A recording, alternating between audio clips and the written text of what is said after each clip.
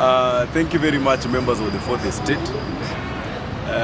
My name is Benjamin Nyaware, the GenZ spokesperson. And I have seen that the president of Uganda, unajua huyu Museveni, amekuwa rais tangu wakati wa Moi, amekuwa rais wakati wa Kibaki, amekuwa rais wakati wa Uhuru Kenyatta. Paka sasa hivi, he is still the president of Uganda. This dictator by the name Museveni, I want to tell the president of Uganda, I have heard that you're making remarks about the Indian Ocean. This Indian Ocean is a borderway that transports goods from Kenya to distribute to East African countries. I want to tell YOURE Museveni, ati unasema ya kwamba ati wewe you are waging war. You are waging war, I don't know in which country. I don't know if you are waging war in Kenya or you are waging war in Tanzania. But if you are waging war in Kenya, my friend, you are dead on arrival. I want to tell the president of Uganda, hii Kenya usicheze na sisi.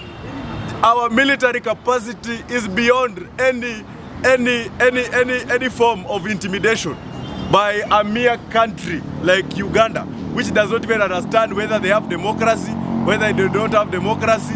Kazi ni kukula tu mingi na hakuna kitu wanafanya huko Uganda. This dictator by the name YOURE Museveni, I want to tell you that us as Kenyans, you cannot intimidate us. If it is in terms of weaponry and machinery and skills and equipment from the military, we are way above Uganda. So we are not going to be intimidated by a small country like Uganda. So I want to tell wewe Museveni, nakwambia hivi ya kwamba sisi wa Kenya hatutatishwa na Uganda. Wakati ulikuwa unasumbua watu hapa Migingo, His Excellency hayati President Mwai Kibaki alituma GSU. Sasa sisi tunasema GSU itatila hii jeshi ya Uganda. So we are not going to be intimidated by small people. Uganda, you know, for over 40 years, you have had one president. We have had 4 presidents in Kenya. We have had Moi, we have had Kibaki, we have had Uhuru Kenyatta, and now we have William Samoei Ruto as our 5th president. So we are saying this dictatorship that is being driven by some few individuals within the East African community, we are not going to allow. Na hii kura ambayo ilifanyika juzi ya Mheshimiwa Samia Suluhu Hassan, huyu mama ambaye alikuwa anasimama president, yeye Samia anasimama, Samia anasimama, Yusuf anasimama, na hizo jina zako 3. Yani your 3 names are in the ballots in the election. So we are saying this as the young people of East Africa and as the young people of Africa, you have seen the dimension. There is a political change in Africa, not only in East Africa, that we are going to remove all the dictatorial leaders, including YOURE Museveni. So hizo vitisho zako baridi, ati huyo kijana wako, ati anaitwa Muhozi, ati anajaribu kusema, ati anangoja tu instructions, ati wage war. Who is Muhozi? Muhozi juzi alituambia, ati yeye ataingia hapa Kenya, ati Kenya inaisha Naivasha. Mbona hakukuja? Kama mko na jeshi ya maana, mbona hamkukuja? So Museveni, those are gimmicks. In fact, that is comedy. In fact, tunatafuta tu attention. We are not going to give you attention, the attention that you seek. So Museveni is a very small issue. Kenya cannot be discussing YOURE Museveni. Kenya cannot be discussing a country like Uganda at your war, at your statement that you are now threatening that you are going to wage war because of the Indian Ocean. What meaningful business do you have with the Indian Ocean? We have been faithfully transporting goods to the East African countries. There is no day Kenya has failed to transport those goods. Kila siku malori zinapita hapa zikipeleka vitu zikienda Uganda, vitu zikienda Tanzania, vitu zikienda South Sudan, Somalia.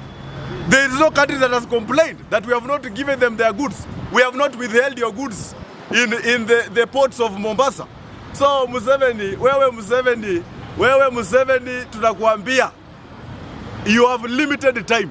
You have limited time and you are very old pave way for other leaders to take over in Uganda. It cannot be that Museveni, you have been president for 40 years and you still want to provoke and intimidate Kenyans. Who are you to intimidate Kenyans? So sisi tunakuambia, before the president and the security organs address you, we as the people of Kenya are telling you very categorically, and we do not fear you. We are telling you, Museveni, that as the people of Kenya, you are not going to intimidate our military capacity. You are not going to intimidate our security apparatus. We are telling you, if it is what you want, bring it on. Bring it on. Sisi tunakutumia tu GSU na polisi ambao wamevaa nguo za blue. We cannot waste our military resources on an individual like YOURE Museveni. Na mimi nataka niseme hivi, hapa Kenya ile siasa nimesikia watu wanaanza kupiga hapa ati ni siasa ya deni. Ati wengine wanasema ati kuna watu wako na deni yetu.